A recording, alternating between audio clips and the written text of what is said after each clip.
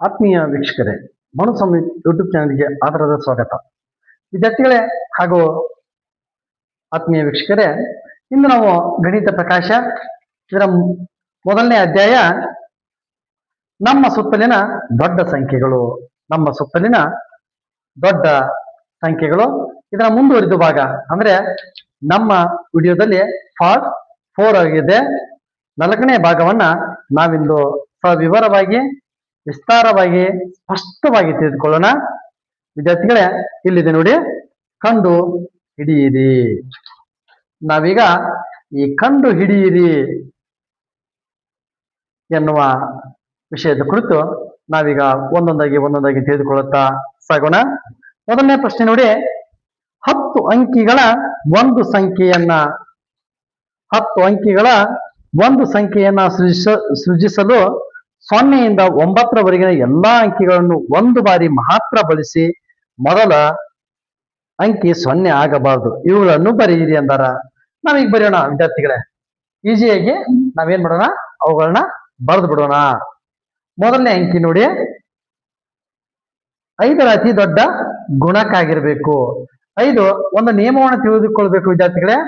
5 ಸಂಪೂರ್ಣವಾಗಿ ಕಡಿತಾಗಬೇಕಾದ್ರ ಬಿಡಿ ಸ್ಥಾನದಲ್ಲಿ ಏನಿರ್ಬೇಕು, ಬಿಡಿ ಸ್ಥಾನದಲ್ಲಿ 0 ಅಥವಾ 5 ಇರಬೇಕು. ಇದನ್ನ ನಾವು ನೋಡ್ಕೋಬೇಕು. ಆ ದೊಡ್ಡ ಸಂಖ್ಯೆ ಆಗಿರ್ಬೇಕು. ಇಷ್ಟೇ. ಇದನ್ನ ನಾವು ನೋಡ್ಕೊಂಡು ನಾವು ಮುಂದುವರಿಬೇಕು. 9, 8, 7, 6, 5, 4, 3, 2, 1, 0. 0 ಇದೆ ಅಂದ್ರ ಇದು ಸಂಪೂರ್ಣವಾಗಿ 5 ನಂತರ ಏನಾಗುತ್ತೆ, ಕಡ್ತಾ ಹೋಗುತ್ತೆ ವಿದ್ಯಾರ್ಥಿಗಳೇ. ಅತಿ ಕನಿಷ್ಠ ಸಮಸಂಖ್ಯೆ ಅಂದಾರ ಕನಿಷ್ಠ 1, 0, 2, 3, 4, 5, 6, 7, 9, 8. ಯಾಕಪ್ಪ ನಾವು 8 ಬರಲಿಲ್ಲಪ್ಪ ಅಂದ್ರ ಇದು 9 ಆಗಿದೆ. 8 ಅಂದ್ರೆ 8 ಸಮಸಂಖ್ಯೆ ಕೊನೆಗೆ ಐತಂದ್ರೆ ಇದು ಸಮಸಂಖ್ಯೆ ಬರುತ್ತೆ ವಿದ್ಯಾರ್ಥಿಗಳೇ. ಸಮಸಂಖ್ಯೆ ಬರುತ್ತೆ ವಿದ್ಯಾರ್ಥಿಗಳೇ. ನೆಕ್ಸ್ಟ್ ಪ್ರಶ್ನೆ ನೋಡೋಣ. ನಿಮ್ ಸಪೋರ್ಟು ನಮಗೆ ಬೇಕು. ಯಾಕಂದ್ರೆ ನಾವು ಕ್ಲಿಯರ್ ಆಗಿ ಎಲ್ಲವನ್ನು ತಡಕಾಡಿ ನಿಮ್ಗೆ ಲೆಕ್ಕವನ್ನು ತಿಳಿಸ್ಬೇಕಾದ್ರೆ ನೀವು ವೀಕ್ಷಣೆ ಮಾಡಿ ನಮ್ಮ ವಿಡಿಯೋಗಳಿಗೆ ಲೈಕ್ ಅನ್ನು ಕೊಟ್ಟಿದ್ರೆ ನಮ್ಗೆ ಇನ್ನೂ ಹೆಚ್ಚಿನ ಪಾಠಗಳ ಸಂಪೂರ್ಣವಾದಂಥ ವಿವರಣೆಯೊಂದಿಗೆ ವಿಡಿಯೋಗಳನ್ನು ಮಾಡಲು ಪ್ರೋತ್ಸಾಹ ಆಗುತ್ತೆ ವಿದ್ಯಾರ್ಥಿಗಳೇ. ಈಗ 2ನೇ ಪ್ರಶ್ನೆಗೆ ಬರೋಣ. 10,30,285 ಈ ಸಂಖ್ಯೆ ಪದಗಳಲ್ಲಿ 10,30,285 ಇದರಲ್ಲಿ 43 ಅಕ್ಷರಗಳಿವೆ. ಗರಿಷ್ಠ ಸಂಖ್ಯೆಯ ಅಕ್ಷರಗಳಿರುವ 7 ಅಂಕಿಯ ದೊಡ್ಡ ಸಂಖ್ಯೆಯನ್ನು ಹೆಸರಿಸಿ. ವಿದ್ಯಾರ್ಥಿಗಳು ನಾವು ತಿಳ್ಕೊಂಡ್ಬಿಡ್ಬೇಕು. ಯಾಕಂದ್ರೆ ಯಾವ ಅಂಕಿಯ ದೊಡ್ಡ ಸಂಖ್ಯೆ ಇರುತ್ತೋ ಅದೇ ಅಕ್ಷರಗಳಲ್ಲಿ ಕೂಡ ಹೆಚ್ಚಾಗಿರುತ್ತೆ. ಅಂದ್ರೆ ನಾನು ಇದನ್ನು ಕೂಡ ಇಲ್ಲೇ ಬರೆದು ಬಿಡ್ತೀನಿ ನೋಡಿ.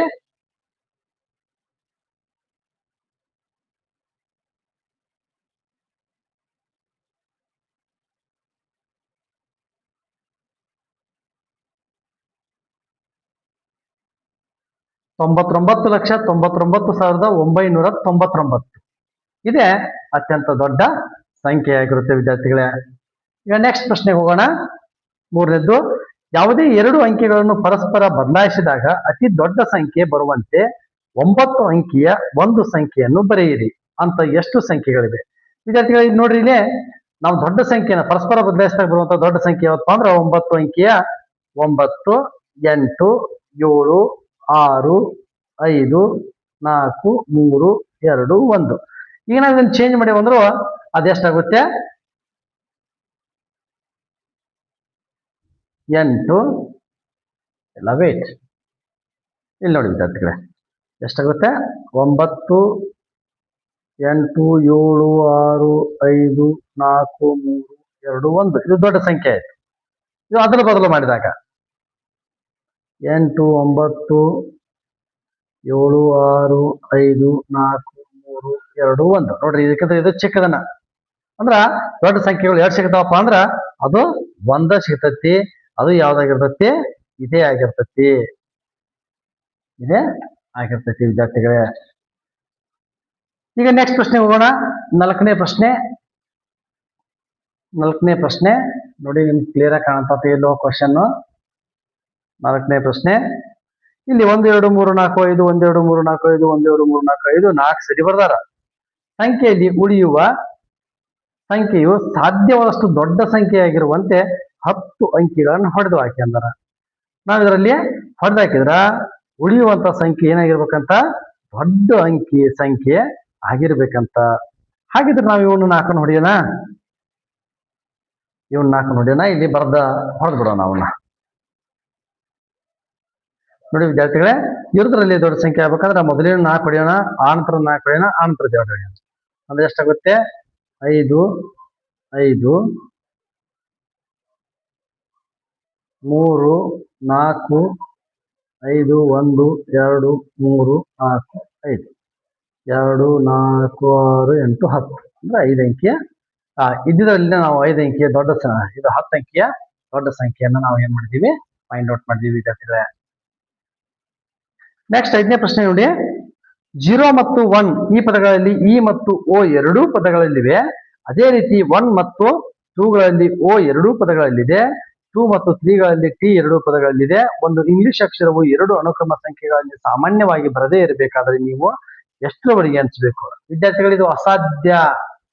ಯಾಕಂದ್ರೆ ನೀವು ಯಾವುದೇ ಸಂಖ್ಯೆಗೆ ಹೋದ್ರೂ ಅದು ಅನುಕ್ರಮವಾದ ಸಂಖ್ಯೆ ನೆಕ್ಸ್ಟ್ ಬರೋದ್ರಲ್ಲಿ ಆ ಸಂಖ್ಯೆ ಇದ್ದೇ ಇರುತ್ತೆ. ವಿದ್ಯಾರ್ಥಿ ಬೇಕಾ ತಗೊಳ್ಳಿ ನೀವು 99 ತಗೊಂಡ್ರ ಈ ಬಂತು 100 ಈ ಅಂದ್ರೆ ಪ್ರತಿಯೊಂದರಲ್ಲಿನೂ ಏನಾಗುತ್ತೆ? ಸಂಖ್ಯೆ ಇರುತ್ತೆ. ಇದು ಅಸಾಧ್ಯ. ಎಲ್ಲದರಲ್ಲಿಯೂ ಕೂಡ ಏನಿರುತ್ತೆ? ಕ್ರಮಾನುಗತವಾದ ಸಂಖ್ಯೆಗಳಲ್ಲಿ ಇಂಗ್ಲಿಷ್ ಅಕ್ಷರ ಪದೇ ಪದೇ ಬಂದೇ ಬರುತ್ತೆ.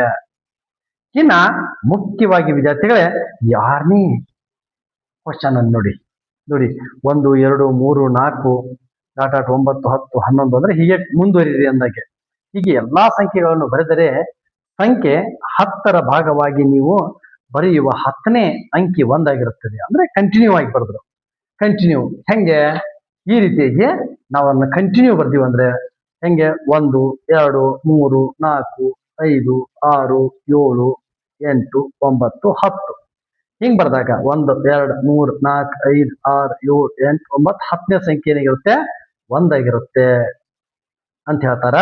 11ನೇದ್ದು ಏನಾಗಿರುತ್ತೆ? 0 ಆಗಿರುತ್ತೆ ಅಂತಾರ. ಈ ರೀತಿಯಾಗಿ ಅವ್ರು ಹೇಳ್ತಾರ. ನೋಡ್ರಿ ಈಗ ನೆಕ್ಸ್ಟ್ ಕ್ವಶನ್ಗಳನ್ನ. 1000ನೇ ಅಂಕಿ ಯಾವ್ದಾಗಿರುತ್ತದೆ? ಇದು ಯಾವ ಸಂಖ್ಯೆಗೆ ಬರುತ್ತದೆ? ವಿದ್ಯಾರ್ಥಿಗಳೇ, ಇದನ್ನ ನಾನು ಹುಡುಕ್ಯಾಡಿ ತಡಿಕ್ಯಾಡಿ ಏನ್ ಮಾಡೀನಿ? ಒಳ್ಳೊಳ್ಳೆ ಆ ಬುಕ್ ಈ ಬುಕ್ ಎಲ್ಲದ್ರಾಗೂ ಬರೆದು ತೆಗೆದು ಇಲ್ಲೊಂದು ನೋಟ್ಸ್ ಅನ್ನ ತಯಾರು ಮಾಡಿದ್ದೀನಿ. ಇದರಲ್ಲಿ ನಾವು ನೋಡ್ಬೋದು. ಅಂದ್ರೆ ಅದೇ 1ರಿಂದ 9ರವರೆಗೆ ನಾವು ಫಸ್ಟ್ ಬರ್ಕೊಂಡಾಗ 9 ಅಂಕಿಗಳು ಬರ್ತಾವ. ಆ ನಂತರ 10ರಿಂದ 99ರವರೆಗೆ ಎಷ್ಟು ಬರ್ತಾವ? 2 ಅಂಕಿ ಸಂಖ್ಯೆಗಳು ಬರ್ತಾವ ವಿದ್ಯಾರ್ಥಿಗಳೇ. ಅವು ಎಷ್ಟಕ್ಕವ? 90 ಅಂಕಿಗಳು ಇರ್ತಾವ. 180 ಅಂಕಿಗಳು ಆಗ್ತಾವ. ಟೋಟಲ್ 90 ಸಂಖ್ಯೆಗಳು 180. ಅಂದ್ರೆ ಒಟ್ಟು ಎಷ್ಟದು? 2 ಸೇರಿದ 189 ಅಂಕಿಗಳು ವಿದ್ಯಾರ್ಥಿಗಳೇ. ಹಾಗೆ 1000 ಮೈನಸ್ 189 ಅಂದ್ರೆ ಟೋಟಲ್ ಇಲ್ಲಿಂದ 1000 ಅಂಕಿ ತನ ಇರ್ತಾವಲ್ಲ. 1000 ಇಲ್ಲಿಗೆ ತೆಗೆದ್ರೆ 811 ಅದು.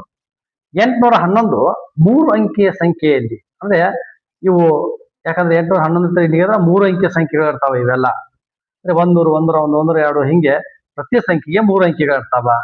ಅವಾಗ ನಾವು 811 3ರಿಂದ ಭಾಗಾಕಾರ ಮಾಡೋದು ವಿದ್ಯಾರ್ಥಿಗಳೇ. 3ರಿಂದ ಭಾಗಾಕಾರ ಮಾಡಿದಾಗ ಎಷ್ಟು ಬರುತ್ತೆ? 270 ಬರುತ್ತೆ. ಮತ್ತು 1 ಉಳಿಕೆ, ಯಾಕಂದ್ರೆ 1000ದಲ್ಲಿ 1 ಇರುತ್ತಲ್ಲ, 3 ಅಂಕಿ 99 ಇರುತ್ತೆ. ಇದು 1 ಉಳಿಕೆ ಆಗುತ್ತೆ ವಿದ್ಯಾರ್ಥಿಗಳೇ. 270 ಸಂಖ್ಯೆಗಳ ನಂತರ ಅಂದ್ರೆ 100 ಇವು 100 ಮೊದಲನೇದ್ದು, ಆ ನಂತರದ್ದು 270 370 ಉಳಿಕೆ 1 ಅಂದ್ರೆ 371ರ ಮೊದಲ ಅಂಕಿ. 371ರ ಮೊದಲ ಅಂಕಿ ಅಂದ್ ಯಾವ್ದಪ್ಪ ಅಂದ್ರ 3. 1000ನೇ ಅಂಕಿ ಯಾವ್ದಾಗಿರುತ್ತೆ ವಿದ್ಯಾರ್ಥಿಗಳೇ? 3 ಆಗಿರುತ್ತೆ. ಆನ್ಸರ್ 3. ನಾವು ನೇರವಾಗಿ ಆನ್ಸರ್ ಹೇಳ್ಬೋದು. ಬಟ್ ಅದು ಹೆಂಗ್ ಬಂತು ಅನ್ನೋದು ನಿಮಗೆ ತಿಳಿಬೇಕಾದ್ರೆ ಇದರ ವಿವರಣೆ ಅಗತ್ಯ ಇದೆ ಅನ್ಕೊಂಡು ಇದನ್ನ ಏನ್ ಮಾಡಿದ್ದೀನಿ ವಿದ್ಯಾರ್ಥಿಗಳೇ? ನೋಟ್ಸ್ ಮಾಡಿದ್ದೀನಿ. ನೀವು ಕೂಡ ಇದನ್ನ ಕ್ಲಿಯರ್ ಆಗಿ ಪಾಸ್ ಮಾಡ್ಕೊಂಡು ಸರಿಯಾಗಿ ನೋಟ್ಸ್ ಮಾಡ್ಕೊಳ್ಳಿ. ಇನ್ನು 2ನೇ ಪ್ರಶ್ನೆ, ಬಿ ಪ್ರಶ್ನೆ ನೋಡಿ.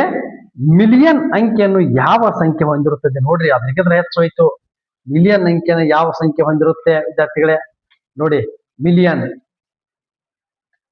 ಬನ್ನಿ, ಮಿಲಿಯನ್ ನೋಡಿ, ಮಿಲಿಯನ್ ಅಂಕಿ ಅಂದ್ರೆ ಒಂದ್ರ ಮುಂದ 6 ಸೊನ್ನೆಗಳು ಬರ್ತಾವ. ಮೊದಲ 1,00,000ದವರೆಗೆ ಲೆಕ್ಕ ಹಾಕೊಂಡು ನಾವು ಹೆಂಗೆ, ಈಗ ನಾವು ಆಗಲೇ ಹಾಕಿದ್ವಿ 1 9 10 99 180 100 99 270 ಸಂಖ್ಯೆಗಳು ಇವು. ಆದ್ರ ಅಂಕಿಗಳು 2700, 1,000ರಿಂದ 9,999ವರೆಗೆ 36,000 ವಿದ್ಯಾರ್ಥಿಗಳೇ. 10 ಅಂದ್ರೆ ಇದನ್ನ ನಾವು ಲೆಕ್ಕ ಪೂರ್ತಿ ಇಲ್ಲಿ ಬರೆದು ಲೆಕ್ಕ ಮಾಡಿ ಹೊಂದಿದ್ದೀವಿ. ಅದರ ಫಲಿತಾಂಶ ಇದು. ಇದನ್ನ ನೀವು ಬೇಕಾದ್ರೆ ಟ್ರೈ ಮಾಡಿದ್ರೆ ಅಂದ್ರೆ ಗೊತ್ತಾಗುತ್ತೆ. ಅಕಸ್ಮಾತ್ ಇದನ್ನು ಕೂಡ ವಿವರಣೆ ಮಾಡ್ಬೇಕಾದ್ರೆ ಇದಕ್ಕೆ ಒಂದಕ್ಕನೇ 20-30 ನಿಮಿಷ ಹೋಗುತ್ತೆ ವಿದ್ಯಾರ್ಥಿಗಳೇ. ಆದ ಕಾರಣ ನೀವು ವಿಡಿಯೋಗಳನ್ನ ನೋಡೋದಿಲ್ಲ. 10,000ರಿಂದ 99,999ವರೆಗೆ 4,50,000 ಅಂಕಿಗಳು ಬರ್ತಾವ ವಿದ್ಯಾರ್ಥಿಗಳೇ. ಅಂಕಿಗಳು ಬರ್ತಾವ. ಒಟ್ಟು ಎಷ್ಟಾಕವಪ್ಪ ಅಂದ್ರ ನೋಡ್ರಿ 4,88,889 ಅಂಕಿಗಳು ಆಗ್ತಾವ. ಇಲ್ಲಿ ನೋಡ್ರೆ ಇಲ್ಲಿ ತನ ಅಂದ್ರೆ 1,00,000ದವರೆಗೂ ಅಲ್ಲ, ಅದಕ್ಕಿಂತ ಒಂದು ಪ್ಲಸ್ ಆಗಿ 1,00,000ದವರೆಗೂ ಇಲ್ಲಿ ನೋಡ್ರಿ 1,00,000ದೊಳಗ ಇವುಗಳನ್ನ ಮೈನಸ್ ಮಾಡ್ರ 1,00,000 1 ಮಿಲಿಯನ್ ಒಳಗ 1 ಮಿಲಿಯನ್ ಆಗಲ್ಲ ನಾವು ಮಾಡಿದ್ವಲ್ಲ 1,000ದೊಳಗ, ಹಾಗೆ 1 ಮಿಲಿಯನ್ ಒಳಗ ಈ 1,00,000 ಮೈನಸ್ ಮಾಡ್ರೆ ಎಷ್ಟು ಉಳಿತೈತಿ? 5,11,111 ಉಳಿಯುತ್ತೆ ವಿದ್ಯಾರ್ಥಿಗಳೇ. ಅಂದ್ರೆ ಇವೆಲ್ಲ 6 ಅಂಕಿಯ ಸಂಖ್ಯೆಗಳು. ಅದನ್ನ ನೆನಪಿಡ್ಬೇಕು. 1,00,000 ಅಂದ್ರೆ ಏನು? ಇದು 5 ಅಂಕಿ ಸಂಖ್ಯೆಗಳನ್ನು ಮಾಡಿದೀವಿ ನಾವು. ಮುಂದಿಂದು 6 ಅಂಕಿ ಸಂಖ್ಯೆ. 6 ಅಂಕಿ ಸಂಖ್ಯೆ ಅಂದ್ರೆ 6 ಅಂಕಿಯ ಸಂಖ್ಯೆಯಲ್ಲಿ ಭಾಗಿಸಿದ್ರೆ ಅಂದ್ರೆ 5,11,111 ಭಾಗಿಸಿದ್ರೆ ನಮ್ಗೆ ಉತ್ತರ ಎಷ್ಟು ಬರುತ್ತೆ ವಿದ್ಯಾರ್ಥಿಗಳೇ? ಇಲ್ಲಿದೆ ನೋಡಿ, 85,185. 85,185 ಬರುತ್ತೆ.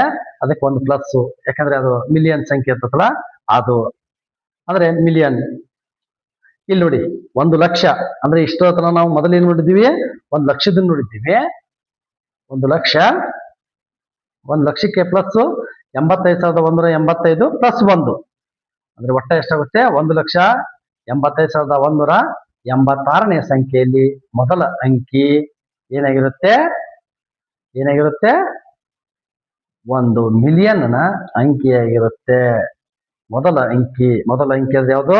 ಇಲ್ಲಿದೆ ನೋಡಿ, 1,85,165 ಮೊದಲ ಅಂಕಿ ಏನಾಗಿರುತ್ತೆ? ಮಿಲಿಯನ್ ಆಗಿರುತ್ತೆ. ಅಂದ್ರೆ ಆ ಅಂಕಿ ಯಾವ್ದಿದೆ? 1 ಇದೆ. ವಿದ್ಯಾರ್ಥಿಗಳು ಇದು ಅರ್ಥ ಆಯ್ತಾ ಅನ್ಕೋತೇನೆ. ಇನ್ನ ಸಿ ನೋಡೋಣ. ಇಲ್ಲಿ ನೋಡಿ, 5,000ನೇ ಬಾರಿಗೆ ಯಾವಾಗ ನೀವು ಅಂಕಿ 5ಅನ್ನು ಬರೆಯುತ್ತೀರಿ? 5,000ನೇ ಬಾರಿಗೆ ಅಂದ್ರೆ ಈಗ 10ರೊಳಗ 5 1 ಬರ್ತೈತಿ, 1 ಆತು. 20ರೊಳಗ ಮತ್ತೊಂದು ಬರ್ತೈತಿ, 2 ಆತು. ಹಿಂಗ ಬರ್ಕೋತ 5,000ನೇ 5 ಯಾವಾಗ ಬರ್ತೈತಿ ಅಂತ ಕೇಳ್ತಾರ. 5,000ನೇ 5 ಯಾವಾಗ ಬರ್ತೈತಿ? ಇಲ್ಲಿ ನೋಡೋಣ ವಿದ್ಯಾರ್ಥಿಗಳೇ.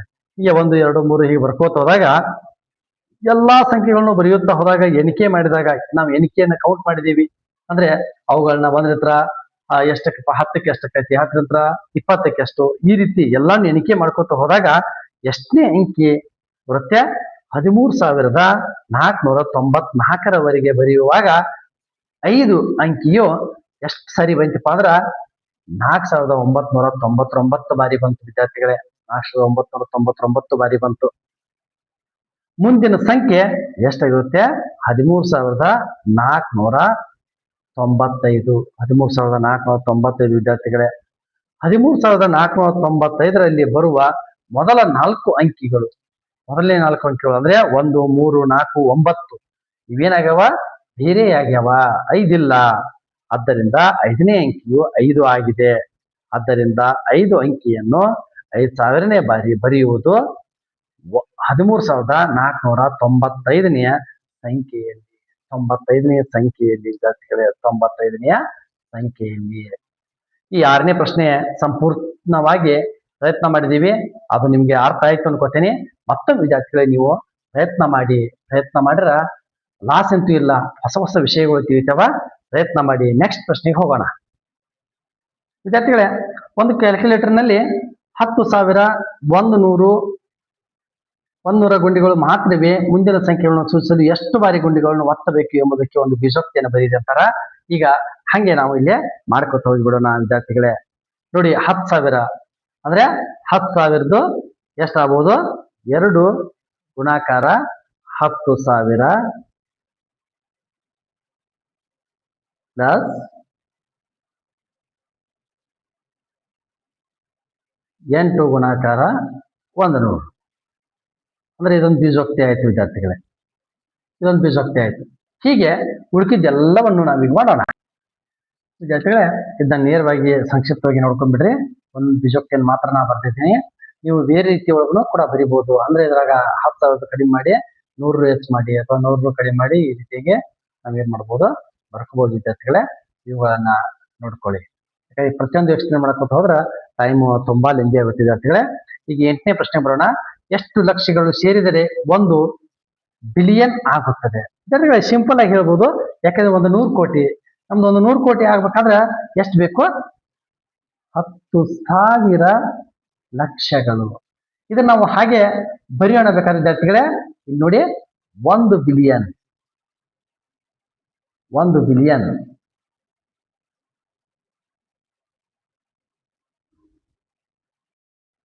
ನೋಡಿ ವಿದ್ಯಾರ್ಥಿಗಳೇ. ಇಲ್ಲಿ 10,000 ಲಕ್ಷಗಳು, 10,000 ಲಕ್ಷಗಳು ಸೇರಿದ್ರೆ ಏನಾಗುತ್ತೆ? 1 ಬಿಲಿಯನ್ ಆಗುತ್ತೆ. 8ನೇ ಪ್ರಶ್ನೆ. ಇನ್ನು 9ನೇ ಪ್ರಶ್ನೆ ನೋಡಿ. 1 ರಿಂದ 9ರವರೆಗೆ ಸಂಖ್ಯೆಗಳಿರುವ 2 ಸೆಟ್ ಕಾರ್ಡ್ಗಳನ್ನು ನಿಮಗೆ ನೀಡಲಾಗಿದೆ. ಇಲ್ಲಿ ಹಿಡಿಯಾರ ಸಾಧ್ಯವಾದ ಅತಿ ದೊಡ್ಡ ಮತ್ತು ಬೀದೊಳಗ ಫಲಿತ ಸಂಖ್ಯೆಗಳ ವ್ಯತ್ಯಾಸ ಅತಿ ಕನಿಷ್ಠ ಸಂಖ್ಯೆಯಾಗುವಂತೆ ಮುಂದೆ ನೀಡಿರುವ ಪ್ರತಿ ಬಾಕ್ಸ್ನಲ್ಲಿ ಒಂದೊಂದು ಕಾರ್ಡ್ಗಳನ್ನ ಬರೆಯಿರಿ ಅಂತಾರ. ವಿದ್ಯಾರ್ಥಿಗಳೇ, ನಾವು ಏನ್ ಮಾಡ್ಬೋದಪ್ಪ ಅಂದ್ರ ಇದನ್ನ ಲೆಕ್ಕವನ್ನ ಮಾಡ್ಬೇಕಾಗುತ್ತೆ. ಯಾವ ರೀತಿ ಮಾಡ್ಬೇಕು? ಇಲ್ಲಿ ನಾವು ಮೊದಲನೇ ಪ್ರಶ್ನೆ ನೋಡಿ, ಸಾಧ್ಯವಾದ ಅತಿ ದೊಡ್ಡ ಮೊತ್ತ ಬರಬೇಕಾದ್ರ ನಾವಿಲ್ಲಿ ಮೊದಲು ಏನ್ ಮಾಡ್ಬೇಕಾಗುತ್ತೆ ವಿದ್ಯಾರ್ಥಿಗಳೇ? ಈ ರೀತಿ ಅಂದ್ರೆ ದೊಡ್ಡ ಸಂಖ್ಯೆಗಳನ್ನ ಬರ್ಕೋಬೇಕು. ಕೆಳಗೂ ಕೂಡ ಏನ್ ನಾವು ದೊಡ್ಡ ಸಂಖ್ಯೆಗಳನ್ನು ಬರ್ಕೊಂಡಾಗ ನಮಗಿಲ್ಲಿ ದೊಡ್ಡ ಮೊತ್ತ ದೊರೆಯುತ್ತೆ. ಹಾಗೆ 2ನೇ ಪ್ರಶ್ನೆ ಏನಂದಾರ? ಫಲಿತ ಸಂಖ್ಯೆಗಳ ವ್ಯತ್ಯಾಸ ಅತಿ ಕನಿಷ್ಠ ಸಂಖ್ಯೆ ಆಗಿರುವಂತೆ. ಕನಿಷ್ಠ ಸಂಖ್ಯೆ ಆಗ್ಬೇಕಂದ್ರ ಕನಿಷ್ಠ ಅಂಕಿ ನಮ್ದು 1ರಿಂದ ಸ್ಟಾರ್ಟ್ ಆಗುತ್ತೆ. ಆದ್ದರಿಂದ ವಿದ್ಯಾರ್ಥಿಗಳೇ 1, 2, 3, 4 ಬರ್ಕೊಂಡು ಈ ವ್ಯತ್ಯಾಸವನ್ನ ಮಾತ್ರ ನಮ್ಮ ಕನಿಷ್ಠ ಬರ್ಬೇಕಂದ್ರ ಕನಿಷ್ಠ ಸಂಖ್ಯೆ ಒಳಗೆ ನಾವು ಗರಿಷ್ಠನ ಕಳೆದೀವಿ ಅಂದ್ರ ನಮ್ಗೆ ವ್ಯತ್ಯಾಸ ಕನಿಷ್ಠ ಬರುತ್ತೆ. ಆದ್ದರಿಂದ ಇಲ್ಲಿ 5 ಅಂಕಿಯ ಸಂಖ್ಯೆಯನ್ನ ಗರಿಷ್ಠ ಸಂಖ್ಯೆಯನ್ನು ಹಚ್ಕೊಂಡು ಆನಂತರ ನಾವು ಅದನ್ನ ಕಳೆದೀವಪ್ಪ ಅಂದ್ರ ನಮ್ಗೆ ಏನ್ ಬರುತ್ತೆ ವಿದ್ಯಾರ್ಥಿಗಳೇ? ಕನಿಷ್ಠ ಸಂಖ್ಯೆ ದೊರೆಯುತ್ತೆ. ನೆಕ್ಸ್ಟ್ ವಿದ್ಯಾರ್ಥಿಗಳೇ 10ನೇ ಪ್ರಶ್ನೆಗೆ ನಾವು ಹೋಗೋಣ. ನಿಮ್ಗೆ ಕೆಲವು ಸಂಖ್ಯೆ ಕಾರ್ಡ್ಗಳನ್ನು ನೀಡಲಾಗಿದೆ. 4,000, 13,000, 3,000, 7,000, 15, 1,50,000, 70,000, 25 ಈ ರೀತಿಯ ಕಾರ್ಡ್ಗಳನ್ನ ಕೊಟ್ಟಿದಾರ. ಇಲ್ಲಿ ಪ್ರಶ್ನೆಯನ್ನು ಕೊಟ್ಟಿದ್ದಾರೆ ವಿದ್ಯಾರ್ಥಿಗಳೇ. ನೋಡಿ, ಇಲ್ಲಿ 1,10,000 ನಾನು ಮಾಡಬಹುದಾದ ಅತಿ ಸಮೀಪದ ಸಂಖ್ಯೆ. ಇಲ್ಲಿ ಅವರೊಂದು ಎಕ್ಸಾಂಪಲ್ ಕೊಟ್ಟಾರ. ಇದನ್ನ ನೋಡ್ಕೊಳ್ಳಿ. ನಾವೀಗ ಈ ಉಳಿದದ್ದನ್ನ ಎಕ್ಸಾಂಪಲ್ ಯಾವ ರೀತಿ ಬಿಡಿಸೋದು, ನಾವು ಎಕ್ಸಾಂಪಲ್ ಕೊಟ್ಟಿದ್ದು ಸರಿ ಐತೋ ಏನ್ ತಪ್ಪೈತೋ ಅನ್ನೋದನ್ನು ಕೂಡ ನಾವು ಡಿಟೇಲ್ ಆಗಿ ನೋಡೋಣ ವಿದ್ಯಾರ್ಥಿಗಳೇ. ಈಗ ನೋಡಿ ವಿದ್ಯಾರ್ಥಿಗಳೇ, ಬಿ 2 ಲಕ್ಷ ಇದೆ. 2 ಲಕ್ಷ ಅಂದ್ರ ಈ ರೀತಿಯಾಗಿ ನಾವು ಡಿವೈಡ್ ಮಾಡ್ಕೋಬಹುದು. 1,50,000 ಮೈನಸ್ 20 ಗುಣಾಕಾರ ಬ್ರಕೆಟ್ ಒಳಗೊಂದು ಬ್ರಕೆಟು 4,000 ಮೈನಸ್ 70,000 ಇವೆಲ್ಲದು 70,000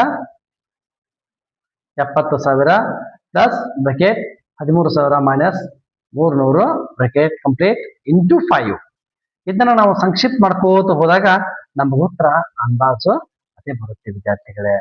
ಉತ್ತರ ಅದೇ ಬರುತ್ತೆ. ನೀವು ಇದನ್ನ ಮಾಡಿ ನೋಡಿ. ಇನ್ನ ಸಿ ಲೆಕ್ಕವನ್ನು ನೋಡಿ ವಿದ್ಯಾರ್ಥಿಗಳೇ. ಸಿ 5,80,000 ಇದೆ. ಇದಕ್ಕೊಂದು ನಾವು ಸಮೀಕರಣವನ್ನ ಬರೆದುಕೊಳ್ಳೋಣ. ಈ ಸಮೀಕರಣವನ್ನ ನೋಡಿ, ಈ ಸಮೀಕರಣವನ್ನ ಸಂಕ್ಷಿಪ್ತಗೊಳಿಸ್ಕೋತ ನಾವು ಹೋದಾಗ ಏನಪ್ಪಾ ಅಂದ್ರೆ ಇದು 4,000 ಗುಣಾಕಾರ 300 ಆದಾಗ ಏನಾಗುತ್ತೆ? 4 3 12 ಅಂದ್ರೆ ಏನಾಗುತ್ತೆ? 12 ಲಕ್ಷ ಆಗುತ್ತೆ. ಮೈನಸ್ 70,000 ಅಂದ್ರೆ 70,000 ಪ್ಲಸ್ 1,50,000 ಮೈನಸ್ 13 ಇಂಟು ಅಂದ್ರೆ ಇಂಟು ಇದಕ್ಕೆ ಮಾತ್ರ ಸಂಬಂಧ ಗುಣಾಕಾರ. ಅದನ್ನ ನಾವು ಗುಣಾಕಾರ ಮಾಡಿದಾಗ 26 2,60,000 ಬರುತ್ತೆ. ಅದನ್ನ ಮೈನಸ್ ನಾವು ಮಾಡಿದಾಗ 1,10,000 ಬರುತ್ತೆ. ಅದನ್ನ ಇಂಟು ನಾವು ಮಾಡ್ಬೇಕಾಗುತ್ತೆ ವಿದ್ಯಾರ್ಥಿಗಳೇ. ಇಲ್ಲಿ ಮೈನಸ್ ಮಾಡಿದಾಗ 11,30,000 ಅದರೊಳಗೆ 5,50,000 ಕಳೆದಾಗ ನಮ್ಗೆ 5,80,000 ದೊರೆಯುತ್ತೆ ವಿದ್ಯಾರ್ಥಿಗಳೇ. 5,80,000 ಕೂಡ ಸರಿಯಾಗಿದೆ. ಇನ್ನ ನೆಕ್ಸ್ಟ್ ಲೆಕ್ಕವನ್ನ ನೋಡ್ರಿ. ಇಲ್ಲಿ ಡಿ 12,45,000 ಇದೆ. ಅದನ್ನ ಯಾವ ರೀತಿಯಾಗಿ ವಿಂಗಡಿಸ್ಕೋಬೇಕು ಅಂದ್ರೆ ಅದಕ್ಕೆ ಬೀಜೋಕ್ತಿನ ಯಾವ ರೀತಿ ಮಾಡ್ಬೇಕು ಅನ್ನೋದನ್ನ ನಾವಿಲ್ಲಿ ಬರ್ದಿದ್ದೀವಿ ನೋಡಿ ವಿದ್ಯಾರ್ಥಿಗಳೇ. ಓಕೆ, 300 ಪ್ಲಸ್ 4000 ಪ್ಲಸ್ 20 ಇಂಟು 20 ಮತ್ತೆ ಅದನ್ನು ಗುಣಾಕಾರ ಮಾಡಿಕೊಂಡು ಅದನ್ನ ಇದನ್ನ ಮಾಡ್ಬೇಕು ವಿದ್ಯಾರ್ಥಿಗಳೇ. ಇದನ್ನ ಪೂರ್ತಿಯಾಗಿ ನೋಡ್ಕೊಳ್ಳಿ. ಇಲ್ಲಿ ಅಂದಾಜು ಅದರ ಸಮೀಪಕ್ಕೆ. ನೆಕ್ಸ್ಟ್ ಈ ಲೆಕ್ಕ, ಇದು 15ರಲ್ಲಿ ಕೊನೆಯದು ನೋಡಿ.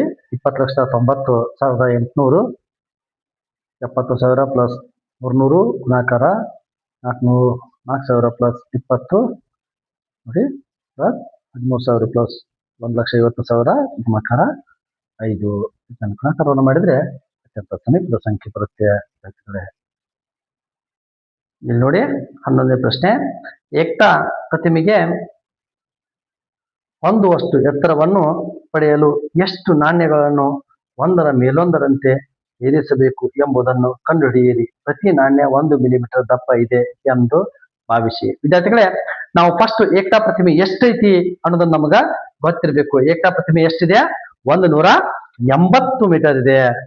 ಇಲ್ಲಿದೆ ನೋಡಿ 180 ಮೀಟರ್. ಅಂದ್ರೆ ಹಿಂದೆ ನಮ್ಮ ಕ್ಲಾಸ್ನೊಳಗೆ ನಾವು ಇದರ ಬಗ್ಗೆ ನಿಮಗೆ ಕ್ಲಿಯರ್ ಆಗಿ ಹೇಳಿದೀವಿ. 180 ಮೀಟರ್ ಇದೆ. 180 ಮೀಟರ್ 180 ಮೀಟರ್ ಇದೆ. ಅಂದ್ರೆ ಪ್ರತಿ ನಾಣ್ಯದ ದಪ್ಪ 1 ಮಿಲಿಮೀಟರ್. ಅಂದ್ರೆ 1 metre is equal to 1000 millimetre. ವಿದ್ಯಾರ್ಥಿಗಳೇ, ಒಂದರ ಮೇಲೊಂದರಂತೆ ಇಟ್ಟಾಗ 180 ಗುಣಾಕಾರ 1000 ಇಸ್ ಈಕ್ವಲ್ ಟು 1,80,000 ನಾಣ್ಯಗಳನ್ನ ಏರಿಸಬೇಕಾಗುತ್ತದೆ. 1,80,000 ನಾಣ್ಯಗಳನ್ನ ವಿದ್ಯಾರ್ಥಿಗಳೇ. ಇನ್ನು ನೆಕ್ಸ್ಟ್ ಪ್ರಶ್ನೆ ನೋಡಿ 12. ಕಂದು ತಲೆಯುಳ್ಳ ಕಡಲು ಕೋಳಿಗಳು ಸರಿಸುಮಾರು 7 ಅಡಿ ಅಗಲದ ರೆಕ್ಕೆಗಳನ್ನು ಹೊಂದಿರುತ್ತವೆ. ಅವುಗಳು ಹಲವಾರು ಸಮುದ್ರಗಳಿಗೆ ವಲಸೆ ಹೋಗುತ್ತವೆ. ಕಡಲು ಕೋಳಿಗಳು ಒಂದು ದಿನಕ್ಕೆ ಸುಮಾರು 900ರಿಂದ 1,000 ಕಿಲೋಮೀಟರ್ ಚಲಿಸಬಲ್ಲವು. ಇದುವರೆಗೆ ದಾಖಲಾಗಿರುವಂತೆ ಅವು ಚಲಿಸಿದ ಒಂದು ಟ್ರಿಪ್ ಅಂದ್ರೆ 9,900ರಿಂದ 1,000 ಸುಮಾರು 1,200 ಕಿಲೋಮೀಟರ್ ದೂರ ಇರುವ ಪೆಸಿಫಿಕ್ ಸಮುದ್ರವನ್ನು ದಾಟಲು ಅವುಗಳು ಸರಿಸುಮಾರು ಅಂತ ಎಷ್ಟು ಟ್ರಿಪ್ಗಳನ್ನ ಅವು ಮಾಡ್ತಾವ ಒಂದ್ ದಿನಕ್ಕ. ಅಂದ್ರೆ ಒಂದ್ ದಿನದ ಒಂದು ಟ್ರಿಪ್, ಒಂದ್ ದಿನಕ್ಕ ಹೋಗಿ ಅವ್ ಎಷ್ಟು ದಿನ ತಗೋತಾವ ಅನ್ನೋದನ್ನ ನೋಡೋಣ ಈಗ. ಇಲ್ಲಿ ನೋಡಿ ವಿದ್ಯಾರ್ಥಿಗಳೇ, ಕಂದು ತಲೆಯುಳ್ಳ ಕಡಲು ಕೋಳಿಗಳು ಒಂದು ದಿನಕ್ಕೆ ಪ್ರಯಾಣಿಸುವ ದೂರ 900ರಿಂದ 1,000 ಕಿಲೋಮೀಟರ್. ಅವು 1,200 ಕಿಲೋಮೀಟರ್ ಪೆಸಿಫಿಕ್ ಸಮುದ್ರವನ್ನು ದಾಟಲು ತೆಗೆದುಕೊಳ್ಳುವ ಟ್ರಿಪ್ ಅಥವಾ ದಿನಗಳು ಈ ಕೆಳಗೆ ನಿಂತಿವೆ ನೋಡಿ ವಿದ್ಯಾರ್ಥಿಗಳೇ. ಒಂದು ದಿನಕ್ಕೆ 1,000 ಕಿಲೋಮೀಟರ್ ಚಲಿಸಿದ್ರೆ ಅಂದ್ರೆ 1,000 12,000 1,000 ಡಿವೈಡ್ ಮಾಡಿದ್ರೆ 12 ದಿನಗಳು ಬರುತ್ತೆ. ಒಂದು ದಿನಕ್ಕೆ 900 ಕಿಲೋಮೀಟರ್ ಚಲಿಸಿದ್ರೆ 12,900 ಡಿವೈಡ್ ಮಾಡಿದ್ರೆ 13.2 ಬರುತ್ತೆ ವಿದ್ಯಾರ್ಥಿಗಳೇ. ಆದ್ದರಿಂದ ನಾವು ಅವನು ಸರಾಸರಿಯಾಗಿ ನೋಡಿದಾಗ ಅವು ಪೆಸಿಫಿಕ್ ಸಮುದ್ರ ದಾಟಲು 12ರಿಂದ 13 ಟ್ರಿಪ್ ಮಾಡಬೇಕಾಗುತ್ತದೆ ಅಥವಾ ಚಲಿಸಬೇಕಾಗುತ್ತದೆ. 12 ಟ್ರಿಪ್ 12 ದಿನ ಚಲಿಸಬೇಕಾಗುತ್ತೆ ವಿದ್ಯಾರ್ಥಿಗಳೇ. 13ನೇ ಪ್ರಶ್ನೆ. ಭಾರ ಬಾಲವುಳ್ಳ ಗಾಡ್ವಿಟ್ ಹಕ್ಕಿಯನ್ನು ನಿರಂತರವಾಗಿ ಅತಿ ದೂರವನ್ನು ಕ್ರಮಿಸಿ ದಾಖಲೆಯನ್ನು ಹೊಂದಿದೆ. ಅದು ಅಲಾಸ್ಕಾದಿಂದ ಆಸ್ಟ್ರೇಲಿಯಾವರೆಗೆ ಎಲ್ಲಿಯೂ ನಿಲ್ಲದೆ 13,560 ಕಿಲೋಮೀಟರ್ ಕ್ರಮಿಸಿದೆ. ಅದರ ಪಯಣ 13ನೇ ಅಕ್ಟೋಬರ್ 2022ರಂದು ಆರಂಭವಾಗಿ ಸುಮಾರು 11 ದಿನಗಳವರೆಗೆ ಅಂದ್ರೆ 11 ದಿನಗಳವರೆಗೆ ಮುಂದುವರೆದಿದೆ. ಅದು ಪ್ರತಿದಿನ ಕ್ರಮಿಸಿದ ಅಂದಾಜು ದೂರವನ್ನ ಕಂಡುಹಿಡಿಯಿರಿ. ಪ್ರತಿ ಗಂಟೆ ಅದು ಕ್ರಮಿಸಿದ ಅಂದಾಜು ದೂರವನ್ನು ಕಂಡುಹಿಡಿಯಿರಿ ಅಂತಾರ. ಈಗ ನಾವು 2 ಅಂದಾಜು ದೂರವನ್ನ ನೋಡೋಣ ವಿದ್ಯಾರ್ಥಿಗಳು. ಇಲ್ಲಿ ನೋಡಿ, ಬಾರ್ ಬಾಲವುಳ್ಳ ಗಾಡ್ವಿನ್ ಹಕ್ಕಿಯು ಅಲಾಸ್ಕಾದಿಂದ ಆಸ್ಟ್ರೇಲಿಯಾ ಕ್ರಮಿಸಿದ ದೂರ 13,560 ಕಿಲೋಮೀಟರ್. ಇದು ಕ್ಲಿಯರ್ ಆಗಿ ಬರ್ಕೋಬೇಕು. ತೆಗೆದುಕೊಂಡಿರುವ ದಿನಗಳು 11 ದಿನ ತಗೊಂಡತಿ. ಪ್ರತಿದಿನ ಕ್ರಮಿಸಿದ ದೂರ ಅಂದ್ರೆ 13,560 ಡಿವೈಡ್ ಬೈ 11. ನಾವು ಭಾಗಾಕಾರ ಮಾಡಿದಾಗ ಎಷ್ಟು ಬರುತ್ತೆ ವಿದ್ಯಾರ್ಥಿಗಳೇ? 1,232 11ನೇ 8 ಅಥವಾ 1,232.72 ಕಿಲೋಮೀಟರ್. ಅದ್ ಹೆಂಗ್ ಬಂತಪ್ಪ ಅಂದ್ರ ಇಲ್ಲಿ ನೋಡಿ, ನಿಮಗ ಈಜಿ ಆಗ್ಲಿ ಅಂತೇಳಿ ಭಾಗಾಕಾರವನ್ನು ಮಾಡಿ ನಾ ಏನ್ ಮಾಡಿದ್ದೀನಿ ವಿದ್ಯಾರ್ಥಿಗಳೇ ತೋರಿಸಿದ್ದೀನಿ. ಇದು ಅಂದಾಜು ಪ್ರತಿದಿನ ಕ್ರಮಿಸಿದ ದೂರ 11 ದಿನ ಆಗೈತಲ್ಲ, ಪ್ರತಿದಿನ ಅಂದಾಜು ಎಷ್ಟು ಬೇಕಪ್ಪ ಅಂದ್ರ 1,232 ಕಿಲೋಮೀಟರ್ ಚಲಿಸ್ತಾವ ಅಂದಾಜಾಗಿ. ಇನ್ನ ಪ್ರತಿ ಗಂಟೆಗೆ ಅದು ಕ್ರಮಿಸಿದ ಅಂದಾಜು ದೂರ ಪ್ರತಿ ಗಂಟೆಗೆ ಎಷ್ಟು ಹೋಗ್ತೈತಿ ಅಂದ್ರೆ 1,232 ಇದೆಯಲ್ಲ, ಅದನ್ನ ನಾವು 24 ಗಂಟೆ. ಯಾಕ ಒಂದ್ ದಿನಕ್ಕೆ ಎಷ್ಟು ಗಂಟೆ? 24. ಒಂದ್ ದಿನಕ್ಕೆ ಎಷ್ಟು ಗಂಟೆ? 24 ಗಂಟೆಗಳು. 24 ಗಂಟೆಗಳಿಂದ ನಾವೇನ್ ಮಾಡ್ಬೇಕು? ಭಾಗಾಕಾರವನ್ನು ಮಾಡ್ಬೇಕು ವಿದ್ಯಾರ್ಥಿಗಳೇ. ಭಾಗಾಕಾರವನ್ನು ಮಾಡಿದಾಗ ನಮಗ ಸಿಗುವಂತ ಉತ್ತರ 51.5 51.33 ಅಂದರೆ ಪ್ರತಿ ಗಂಟೆಗೆ ಅದು ಕ್ರಮಿಸಿದ ದೂರ 51.33 ಕಿಲೋಮೀಟರ್ಗಳು. ನೆಕ್ಸ್ಟ್ ಪ್ರಶ್ನೆ ನೋಡೋಣ ವಿದ್ಯಾರ್ಥಿಗಳೇ. ಮೊದಲನೆಯ ಘಟಕದ ಕೊನೆಯ ಪ್ರಶ್ನೆ ಬಾಲ್ಡ್ ಹದ್ದುಗಳು ಭೂಮಿಯ ಮೇಲ್ಭಾಗದಲ್ಲಿ 4500 ರಿಂದ 6000 ಮೀಟರ್ ಎತ್ತರದವರೆಗೆ ಹಾರಲು ಪ್ರಸಿದ್ಧವಾಗಿವೆ. ಮೌಂಟ್ ಎವರೆಸ್ಟ್ ಶಿಖರವು ಸುಮಾರು 8850 ಮೀಟರ್ ಎತ್ತರವಿದೆ. ವಿಮಾನಗಳು 10,000 ರಿಂದ 12,000 ಮೀಟರ್ ಎತ್ತರದವರೆಗೆ ಹಾರಬಲ್ಲವು. ಸೋಮುವಿನ ಕಟ್ಟಡಕ್ಕೆ ಹೋಲಿಸಿದಂತೆ ಎತ್ತರಗಳು ಎಷ್ಟು ಪಟ್ಟು ಹೆಚ್ಚಾಗಿವೆ ನೋಡ್ರಿ. ಸೋಮುವಿನ ಕಟ್ಟಡ ಎಷ್ಟೈತಪ್ಪ ಅಂದ್ರ 44 ಮೀಟರ್ ಐತಿ. ಅಂದ್ರೆ ಒಂದೊಂದು ಕಟ್ಟಡ 4 ಮೀಟರ್ದು, ಒಟ್ಟ 11 ಕಟ್ಟಡಗಳದಾವ. 44 ಮೀಟರ್ ಅನ್ನ ನಾವು ಲೆಕ್ಕಕ್ಕೆ ತಗೊಂಡು ಈ ಲೆಕ್ಕವನ್ನ ಮಾಡಿದಾಗ ನಮ್ಗ ಉತ್ತರ ಸಿಗತೈತಿ ವಿದ್ಯಾರ್ಥಿಗಳೇ. ಆ ಉತ್ತರವನ್ನ ಈಗ ನಾವು ನೋಡೋಣ. ಬನ್ನಿ ವಿದ್ಯಾರ್ಥಿಗಳೇ, ಕೊನೆಯ ಪ್ರಶ್ನೆ ಒಂದು ನೋಡಿ ಬಿಡೋಣ. ಈಗಾಗಲೇ ರಾತ್ರಿ ತುಂಬಾ ಸಮಯ ಆಗಿದೆ. ಬಾಲ್ಡ್ ಹದ್ದುಗಳು ಹಾರುವ ಎತ್ತರ 4500 ರಿಂದ 6000. ಮೌಂಟ್ ಎವರೆಸ್ಟ್ ಶಿಖರದ ಎತ್ತರ 8850 ಮೀಟರ್. ವಿಮಾನಗಳು ಹಾರುವ ಎತ್ತರ 10,000 ರಿಂದ 12,000 ಮೀಟರ್. ವಿದ್ಯಾರ್ಥಿಗಳೇ, ಸೋಮುವಿನ ಕಟ್ಟಡದ ಎತ್ತರ ನೋಡ್ರಿ 44 ಮೀಟರ್ ಇದೆ. ಬಾಲ್ಡ್ ಹದ್ದು 4500 ಮೀಟರ್ ಹಾರೈತಪ್ಪ ಅಂದ್ರ ಅವಾಗ ಈ ಸೋಮುವಿನ ಕಟ್ಟಡದಿಂದ ಡಿವೈಡ್ ಮಾಡ್ರ 102.27 ಪಟ್ಟಾಗುತ್ತೆ. ಅದೇ 6000 ಮೀಟರ್ ಅದು ಹಾರೈತಪ್ಪ ಅಂದ್ರ ಅದೇನಾಗುತ್ತೆ 44 ಡಿವೈಡ್ ಮಾಡಿದಾಗ 136.36. ಅಂದ್ರೆ ಎರಡೂನು ಸರಾಸರಿ ಮಾಡಿದಾಗ 119 ಪಟ್ಟು ಹೆಚ್ಚು ಎತ್ತರ. 119 ಪಟ್ಟು ಹೆಚ್ಚು ಎತ್ತರ ಏನಾಗುತ್ತೆ, ಇದು ಬಾಲ್ಡ್ ಹದ್ದು ಹಾರುತ್ತೆ. ಎಷ್ಟು? 119 ಪಟ್ಟು. 119 ಪಟ್ಟು. ಇನ್ನ ಮೌಂಟ್ ಎವರೆಸ್ಟ್ ಎಷ್ಟು ಪಟ್ಟು ಎತ್ತರ ಆಗಿದೆ? ಸೋಮುವಿನ ಕಟ್ಟಡಕ್ಕಿಂತ 8850 44 ಹತ್ರ ಆಕಾರ ಮಾಡಿದಾಗ 201 ಪಟ್ಟು. 201 ಪಟ್ಟು ಹೆಚ್ಚಳವಾಗುತ್ತೆ. ಅಂದ್ರೆ 200.91 ಬರುತ್ತೆ. 99 ಬರುತ್ತೆ. 201 ಪಟ್ಟು ಹೆಚ್ಚಳವಾಗುತ್ತೆ. ಇನ್ನು ವಿಮಾನ ನೋಡ್ರಿ ಸುಮಾರು 10,000 ರಿಂದ 12,000 ಹಾರುತ್ತೆ. 10,000 ಆದಾಗ 227.27 ಏನಾಗುತ್ತೆ ಪಟ್ಟು ಆಗುತ್ತೆ. 12,000 ಅಕಸ್ಮಾತ್ 12,000 ಹಾಕ್ತಂದ್ರೆ 272.77 ಆಗುತ್ತೆ. ಇವನ್ ಎರಡನ್ನು ನಾವು ಕೂಡಿಸ್ಕೊಂಡು ಸರಾಸರಿ ಮಾಡಿದಾಗ 250 ಪಟ್ಟು ಹೆಚ್ಚು ಎತ್ತರವರೆಗೆ ಹಾರುತ್ತೆ. ಥ್ಯಾಂಕ್ ಯು ವಿದ್ಯಾರ್ಥಿಗಳೇ. ಇಲ್ಲಿವರೆಗೂ ನಮ್ಮ ವಿಡಿಯೋನ ವೀಕ್ಷಿಸೋದಕ್ಕೆ ಧನ್ಯವಾದಗಳು.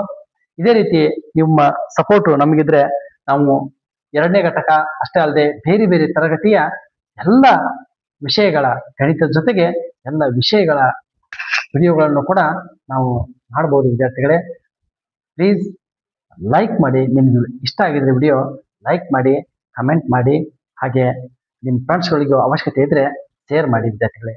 Thank you.